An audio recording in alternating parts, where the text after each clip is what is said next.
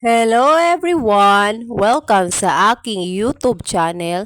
For today's video, ituturo ko po sa inyo kung paano mag-turn on ng professional mode. Una, pumunta sa Facebook app at mag-login ng iyong account. Pagkatapos, i-click ang circle red at pumunta sa 3 dots na My Circle. At i-click din ang Turn on Professional Mode. Dapat public ang pipiliin nyo at i-click and confirm.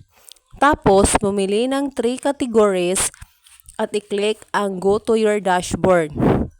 Pumili din sa dalawa kung alin dyan.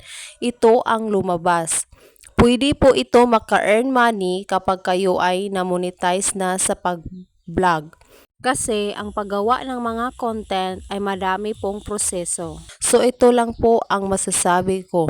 Don't forget to subscribe and like my YouTube channel. Thanks for watching!